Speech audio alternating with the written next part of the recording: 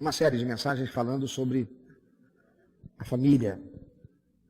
E usando como metáfora, a metáfora que o Senhor Jesus usou no texto de Lucas, capítulo 6, versículo 46 a 49, e de Mateus, capítulo 7, versículos 24 a 27. E nós vamos ler esses dois textos, uma vez mais. Eu vou pedir para você ler a plenos pulmões, como quem faz parte do exército de Cristo Jesus na terra. Vamos lá? Porque vocês me chamam Senhor, Senhor, e não fazem o que eu digo. Eu mostrarei com quem se compara aquele que vem a mim, ouve as minhas palavras e as pratica. É como um homem que construiu uma casa, cavou fundo e colocou os alicerces na rocha. Quando veio a inundação, a corrente deu contra aquela casa, mas não a conseguiu abalar, porque estava bem construída. Mas aquele que ouve as minhas palavras e não as pratica, é como um homem que construiu uma casa sobre o chão, sem alicerce. No momento em que a tormenta deu contra aquela casa, ela caiu e a sua destruição foi completa. Portanto, quem ouve estas minhas palavras e as pratica, é como um homem prudente que construiu sua casa sobre a rocha. Caiu a chuva, transbordaram o rio, sopraram os ventos e deram contra aquela casa, e ela não caiu, porque tinha seus alicerces na rocha. Mas quem ouve estas minhas palavras e não as pratica, é como um insensato que construiu a sua casa sobre areia. Caiu a chuva, transbordaram os rios, sopraram os ventos e deram contra aquela casa, e ela caiu, e foi grande a sua queda. Nós estamos vendo as 5 atitudes que levam a casa à ruína. E nas mensagens anteriores você foi levado a lembrar da sensação de desalento ao ver uma casa desabando ou sendo levado pela enxurrada e se perguntando, mas por que isso aconteceu? Puxa vida, perderam tudo, que tragédia. O que será daquela família agora? Esse texto lido mostra 2 casas construídas, uma pelo prudente e outra pelo imprudente. É uma metáfora usada pelo Senhor Jesus, é uma comparação. A construída pelo prudente passa por grandes provações, mas permanece por ter sido bem construída. Mas a do insensato é destruída pela sua inconsequência. Nós estamos vendo, na fala do Senhor Jesus, as razões pelas quais aquela casa foi levada pela enxurrada. Nas mensagens anteriores nós vimos 3 das 5 razões. 3 razões nós já vimos das 5. Qual foi a primeira? Desobediência. Desobediência faz a casa cair. Qual foi a segunda? Negligência. Desobediência e negligência fazem a casa cair. Qual foi a terceira? Imprudência. A imprudência daquele construtor levou a casa a cair. A quarta razão que levou aquela casa e tem levado famílias e casamentos à ruína é a inconsequência. Diga, inconsequência. Qual foi a primeira? Desobediência. Tem exército de Cristo aqui, irmão? Qual foi a primeira? Qual foi a segunda? Qual foi a terceira? A de hoje qual é? Inconsequência. Você conhece uma pessoa que diz assim, o que eu tenho que falar, eu falo mesmo. Quem conhece? Conhece? Ou então uma pessoa que diz assim, eu sou assim mesmo, eu coloco tudo para fora, depois a gente vê o que acontece. Quem conhece alguém assim? Conhece? Ou já conheceu, né? Ou ainda aquela pessoa que diz assim, eu aqui não vou ter um troço por ficar guardando meus sentimentos. Se eu não vomitar o que eu estou sentindo, eu morro. Quem já conheceu ou conhece alguém assim? Agora cutuca quem está do lado assim, não é você não, né?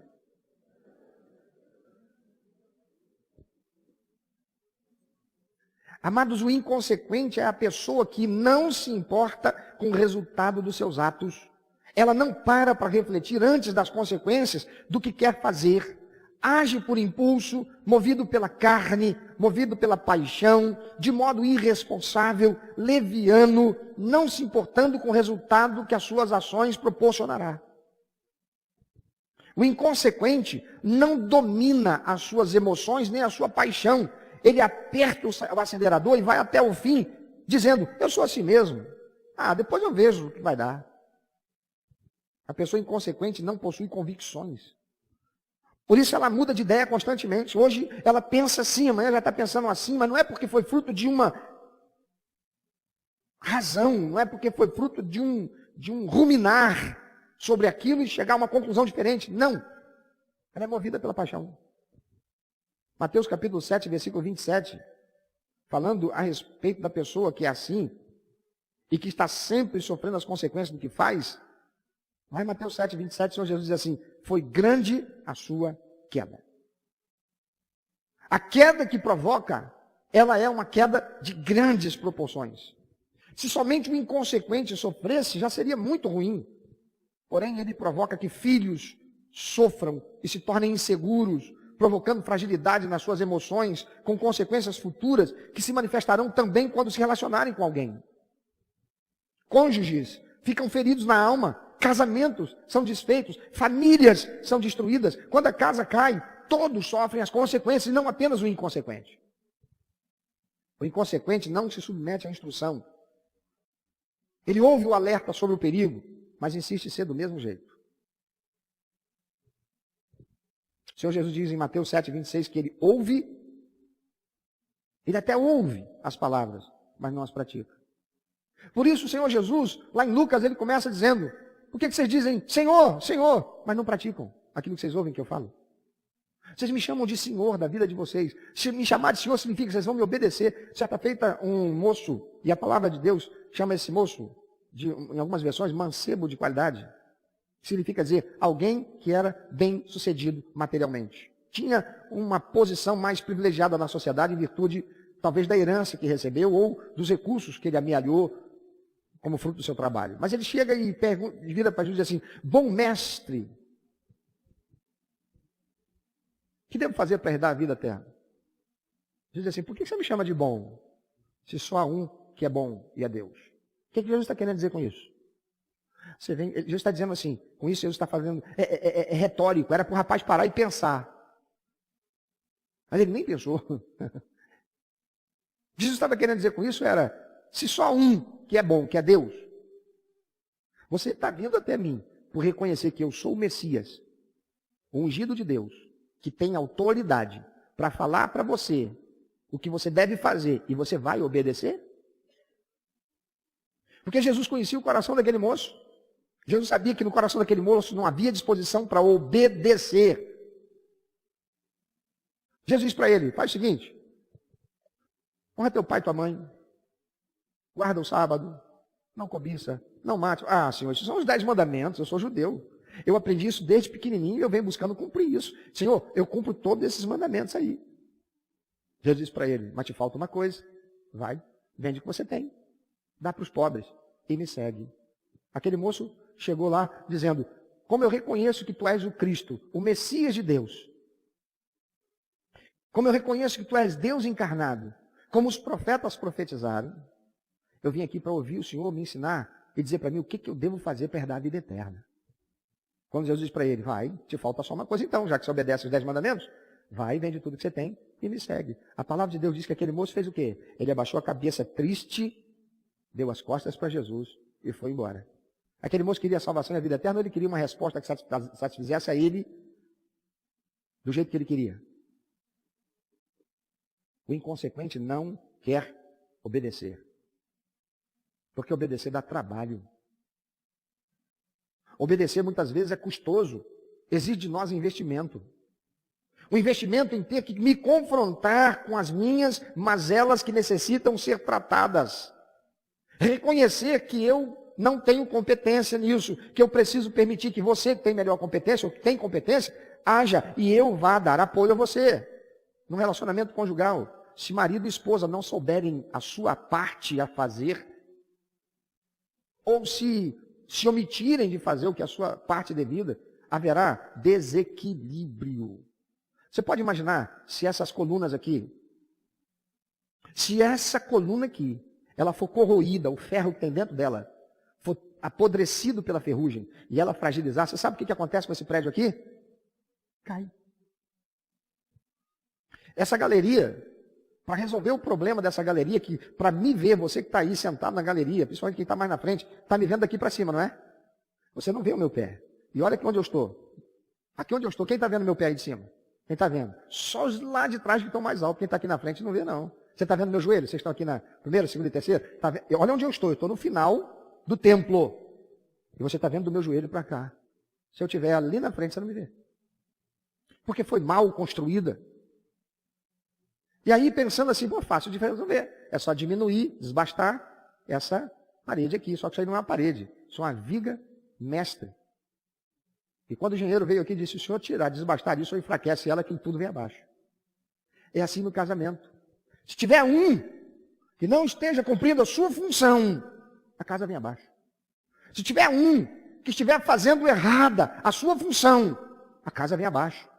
E não é por outra razão, irmãos, que tantos casamentos de crentes já não existem mais. Estão em crise. Por quê? Porque ouvem a palavra do Senhor, mas não a praticam.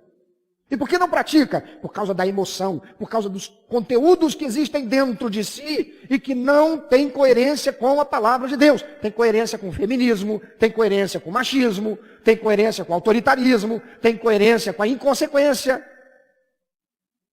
com a vaidade, com a arrogância, com a petulância, com a prepotência, com a insubmissão, com a desobediência, mas não tem coerência com a palavra do Senhor. Quantas são as esposas que querem obedecer a palavra de Deus que diz, vós mulheres, sujeitai-vos aos vossos maridos? O quê? É ruim. Meu marido lá em casa não tem esse não pita não. Aí vai olhar o casamento. Desgraça. É uma infelicidade. Olha, existem algumas situações que precisam ser muito bem entendidas. O homem ser o líder não significa ser o mandão. Diga depois de mim só os homens. Ser líder não é ser mandão. Ser líder é saber liderar. É o líder que aponta o caminho e diz, vamos? É por ali. Ó. Mas a mulher sábia, ela aprende a obedecer à autoridade do líder. Você pode imaginar? Numa casa onde marido e mulher batem de frente, disputando quem tem autoridade, como é que ficam os filhos? Quem aqui já trabalhou numa empresa que tinha 2 chefes ao mesmo tempo? Alguém já trabalhou? Era uma desgraça ou não era? Levanta a mão aí quem concorda comigo. Que coisa. Para qual dos dois que eu vou agradar? Para que lado que eu vou? Esse está dizendo para fazer agora. Aquele está dizendo para fazer agora. O que eu faço agora? Se eu não faço, esse aqui vai me cobrar, me manda embora. Se eu não fizer aquele... Irmão, que coisa doida. Pior é se os 2 líderes, um não gostar do outro. Vai me usar como o quê? Bucha de canhão. Vai ficar me usando para agredir o outro. Se você não fizer, aí o outro, se você não fizer, aí eu fico aquele negócio aqui, para que lado que eu vou? Tem muitos pais que estão fazendo isso com seus filhos. Meu irmão, lugar de DR, o que é DR? Discutir a relação. Lugar de DR não é na frente dos filhos. Quando você começa a falar com o teu cônjuge de uma forma mais acalorada, o que você vai provocar na visão dos seus filhos? Olha aqui, tem pai, tem mãe que está sendo agente de Satanás para destruir o seu lar e destruir a vida futura do seu filho. Por quê? Eu conheço maridos que não são bananas, mas eles estão mortificando a carne, se calando diante de uma mulher autoritária, arrogante, petulante, prepotente, insubmissa, rebelde, que levanta a voz ou que fala como deve ser, como não deve ser, e ele se cala, porque se ele falar, o pau vai quebrar. E se o pau quebrar, acabou a casa, a coluna racha, a parede vai embora, implode. E o filho ou a filha que está vendo aquela situação, qual é a imagem que tem do pai? Banana. Ele está errado, porque se ele tivesse certo, ele estava se defendendo. Você quer destruir tua casa, teu lar? Discute a relação na frente dos teus filhos. Quer destruir tua casa, teu lar? Procura teu pai ou tua mãe para tratar dos problemas do teu relacionamento conjugal. A quem que você acha que teu pai e tua mãe vai dar voz? Ao genro ou à nora deles? Ou ao filho, a filha que está falando? De vez em quando eu arrumo um problema sério para mim, porque no casamento, às vezes, eu pego e falo assim, quando vocês dois tiverem problemas, você, minha filha, não corre para sua mãe não, hein? Uma vez eu falei isso no casamento, a mãe estava sentada, como os pais sempre sentam na frente, né? A mãe pegou e fez assim. Eu falei, vai levantar. Morri. Já ficou notório ali. Se ela tivesse olhado para a mãe na hora, ela vai dizer, pastor, você tem razão. Ao bote. Ei, não seja inconsequente. Mas há situações que precisam ser entendidas. Quem é que deve administrar as finanças na casa? Depende. Às vezes a mulher tem mais habilidade para lidar com isso. Nos Estados Unidos, vocês mais antigos aqui, mais antigo ficou estranho, né? Ok, a galera aqui do Antigo Testamento como eu.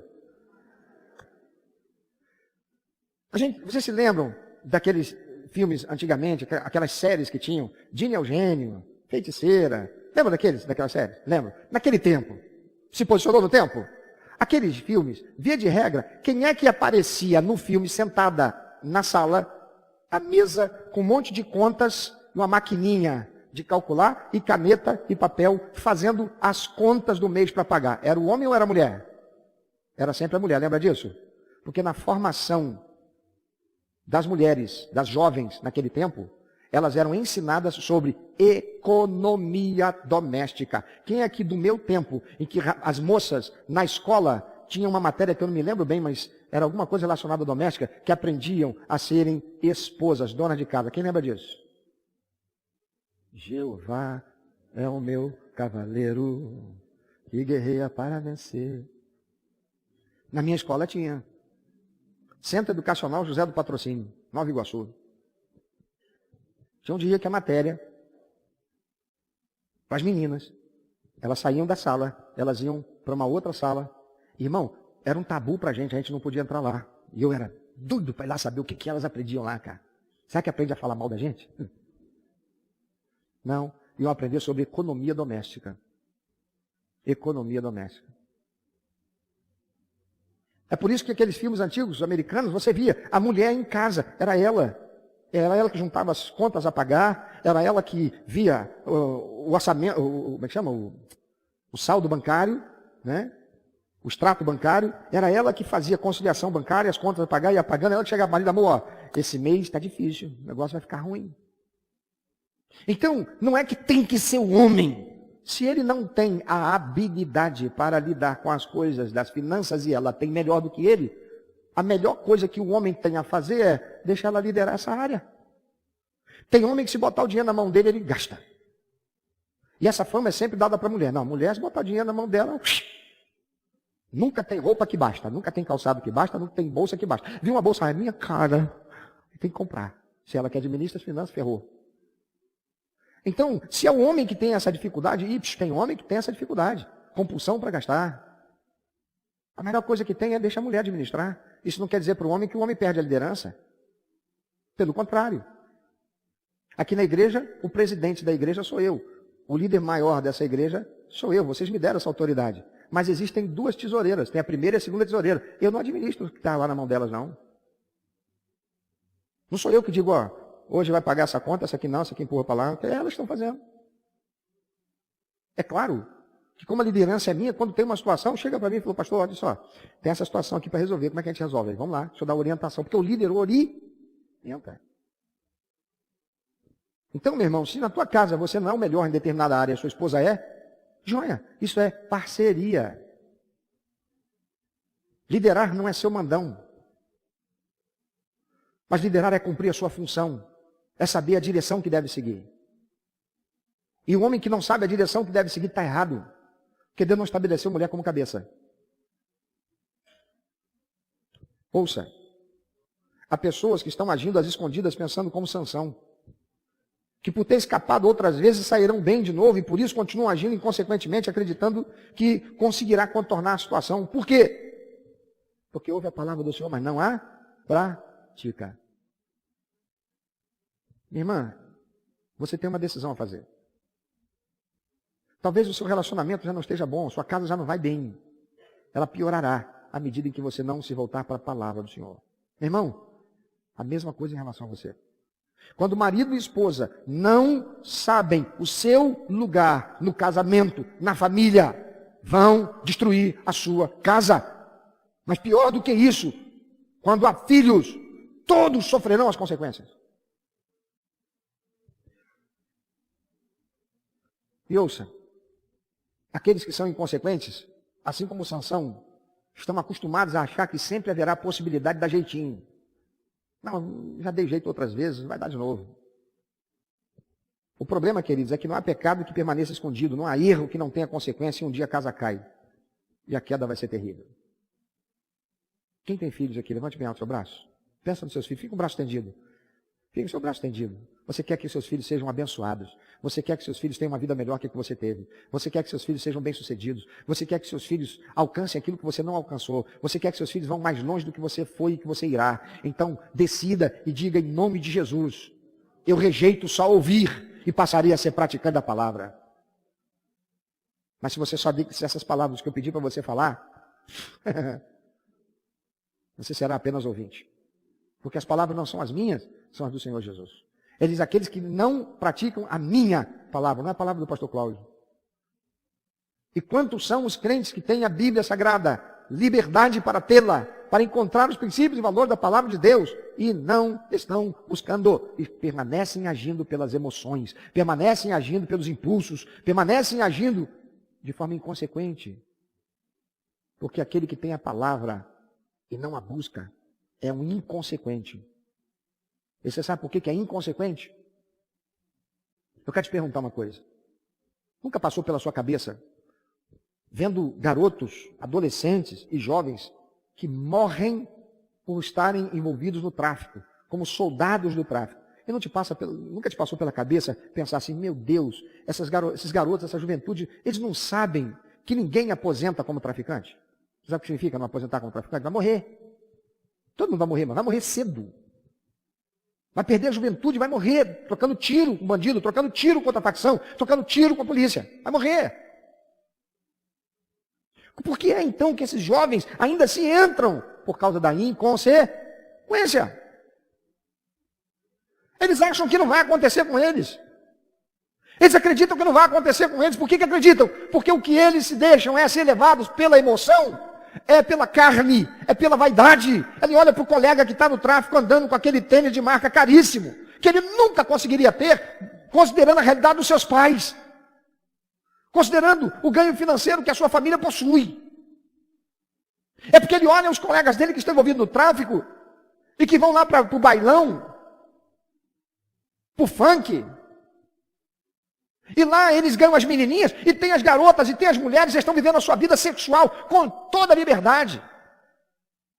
E libertinagem. Eles querem aquilo. Carne. E o que acontece? Para ter aquilo eu tenho que me envolver. Inconsequência. Amado, o inconsequente, ele nunca olha para a consequência. Por isso ele é inconsequente. Agora eu estou falando com quem já está casado, já tem família. Meu irmão, minha irmã, você tem sido inconsequente? Você é do tipo que fala o que tem que falar e não está nem aí? O que você tem para falar, você fala mesmo e acabou? Você já chegou à conclusão, depois de 10 anos, 20 anos, 30 anos de casamento ruim, que esse casamento não tem mais jeito, porque ele, porque ela, porque ele, porque ela, porque ele, porque ela. Você nunca diz porque eu. O inconsequente nunca reconhece os seus erros. O inconsequente sempre aponta para o erro do outro. O inconsequente não assume responsabilidade. Olha para quem está próximo de você. Me ajude a fixar na mente dessa pessoa. Diga para ela: inconsequente não assume responsabilidade dos seus atos. Pensa sobre isso. O inconsequente está sempre acusando os outros. Deus chega para Adão: Adão, você comeu do fruto, Adão. Senhor, a mulher que tu me deste. Ele sabia da consequência, porque Deus disse para ele: no dia que você comer desse fruto, Adão, não come, porque o dia que você tocar nesse fruto e comer, você vai morrer. Adão foi inconsequente. Ele olhou para Eva, que estava vivinha da Silva.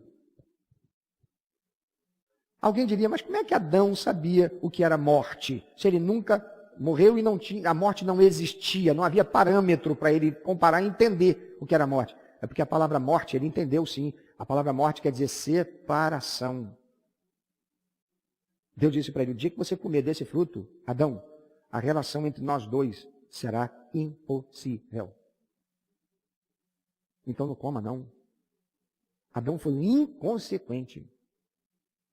Porque ele chamou Deus de mentiroso. Ele viu Eva lá, tendo um relacionamento com ele. Ele não mediu as consequências. Meu irmão, minha irmã, você tem medido as consequências das decisões que você toma? Você é casado, você é chefe de família. Surgiu oportunidade para você sair do emprego que você está e ir para um outro emprego. Você conversou com a sua mulher e juntos, você e ela, colocaram os joelhinhos no chão e foram buscar a direção de Deus? Ou você decidiu pelo teu sentimento, porque o que você acha que é o que vai dar certo, que é isso, que é o sonho? Vocês foram buscar, você deu a ela a oportunidade de juntos atraírem a presença de Deus, porque unidade faz parte do propósito de Deus para a nossa vida. Onde tem unidade, Deus está ali. A palavra do Senhor diz, onde houver 2 ou mais reunidos em meu nome, eu estou ali. Minha irmã, você consulta o teu líder, teu marido, teu esposo, para tomar decisão, ou você decide o que fazer. Deixa eu te perguntar uma coisa, você trabalha e ganha dinheiro, salário. Teu marido trabalha e ganha dinheiro, salário. O teu dinheiro e teu salário é teu ou é da família? Se é da família, por que você chama de teu? Por que é que teu marido não sabe? Marido, você ganha o teu salário, por que você chama de teu se você diz que é da família? E por que a sua esposa não tem acesso? Não sabe nada. O inconsequente é aquele que não mede as consequências, porque não faz questão de conhecer a verdade. Jesus diz, vocês ouvem, mas não praticam. Vocês me chamam de Senhor, mas não dão ouvidos ao que eu falo. Tudo o que semearmos, nós colheremos. O que você espera que retorne para você das atitudes inconsequentes que você toma? Cedo ou tarde as consequências chegarão e serão terríveis. Eu estou falando com jovens que estão desejosos ou estarão daqui a pouco de construir suas famílias também, de serem mães, esposas, esposos, pais, maridos. Você não pode esperar chegar lá para que você começar a ser. Você tem que começar a ser agora. Você tem que se preparar agora. Agora é a hora da preparação, do treinamento, para quando chegar nas 4 linhas você saber o que fazer e fazer certo. Jogar certo, jogar junto, jogar coeso, como um time, para ganhar, para ser vitorioso. Porque sem isso você não vai conseguir não. Então coloque a mão na consciência. Você que está agindo errado, você que está sendo inconsequente. Arrependa-se hoje, que nada vale a queda da tua casa, você que está casado. Mude de rumo, decida-se a ser e fazer diferente. Ouça a palavra do Senhor, busque a palavra do Senhor, conserte o que está errado, corrija a construção para ficar de acordo com o projeto de Deus para a sua vida. Se a coluna é você e ela está rachada, ela está fragilizada, corra para consertar isso. Não seja uma coluna sem fundação. Sobre a areia das paixões, se é o que você colocou a sua vida, a sua coluna, porque em algum momento virá a tempestade e vai levar tudo. E você vai sofrer. O pior é que não será somente você a sofrer. Você vai provocar o sofrimento daqueles que estão com você também nessa casa. Eu quero orar com você. Você quer dizer para Deus, Senhor, me sonda. E eu sinceramente coloco minha vida nas tuas mãos agora para rogar ao Senhor, em nome de Jesus, me sonda. E me mostra aquilo que está errado em mim que eu preciso corrigir. Eu quero ser uma coluna firme, que tem uma sapata funda e que está estabelecida sobre a rocha. Fique em pé onde você está, começa a falar isso com Deus agora. Diga para Deus, Senhor, eu quero ser essa coluna, me ajuda. Me confronta, Senhor. Se há alguma coisa em mim que precisa ser corrigido, fala comigo. O Senhor não é acusador. O Senhor, Espírito Santo, é que convence do pecado, da justiça e do juízo. Fala comigo, Senhor. Senhor, eu me disponho a ser quem o Senhor quer que eu seja. Eu abro mão de ser do jeito que eu tenho sido, que eu acho que é o certo, que eu tenho achado que é o certo até aqui, mas posso estar errado. Eu reconheço, Senhor, que eu preciso buscar mais a Tua palavra. Eu tenho buscado pouco. Eu preciso conhecer, ter intimidade com a Tua palavra e fazer do Teu jeito. Não do jeito que eu ouço aqui, ali ou acolá, mas do teu jeito. Não do jeito dos psicólogos, mas do teu jeito. Não do jeito da psicoterapia, mas do teu jeito. Não do jeito da ciência, mas do teu jeito. O que diz a tua palavra. Fala comigo, Senhor. Me ajuda, me ensina, me instrui. Mostra para mim onde eu estou errando. Senhor, eu quero ser sensível à tua voz. Eu rejeito agora a arrogância. Abra a tua boca e diga em nome de Jesus. Eu rejeito a arrogância. Diga, em nome de Jesus, eu rejeito a prepotência. Diga, em nome de Jesus, eu rejeito a autossuficiência. Diga, em nome de Jesus, eu rejeito a desobediência. Diga, em nome do Senhor Jesus, eu rejeito a inconsequência. Eu quero ser bênção. Instrumento da bênção do Senhor na minha casa. Para meu cônjuge. Para meus filhos. Para a glória do teu nome. Amado Senhor, eu coloco diante de Ti todas essas vidas que estão agora, Senhor, sensíveis à Tua voz. E eu clamo ao Senhor Espírito Santo, junto com eles. Eu me uno a eles nesse clamor. Que assim como com eles, o Senhor faça comigo também. Porque ainda que sendo portador da verdade eterna do Senhor, a Tua palavra, eu sou também humano, eu sou também falho. E eu me uno a eles no clamor ao Senhor de que o Senhor nos ajude, que o Senhor nos ensine, que o Senhor nos confronte com as nossas mazelas, com as inclinações que tenhamos, para que nós, ouvindo a Tua voz, tenhamos a oportunidade de escolher certo e agir segundo a Tua vontade. Abra os nossos olhos, Senhor, para enxergarmos aquilo que em nós precisa ser diferente. E nos comprometemos, Senhor, a buscar mais a Tua palavra, não apenas para ouvi-la, mas para obedecê-la. Pois queremos ser instrumentos para a glória do Senhor, motivos para a alegria do Teu coração. Pois sabemos o que diz a Tua palavra, que a alegria do Senhor é a nossa força. E sem Ti, Jesus, nós nada podemos fazer. Muito obrigado, Senhor, pelo Teu cuidado, pelo Teu amor, pela Tua misericórdia, pela Tua palavra, que é lâmpada para os nossos pés e luz para o nosso caminho. Louvado seja o Teu nome. Amém.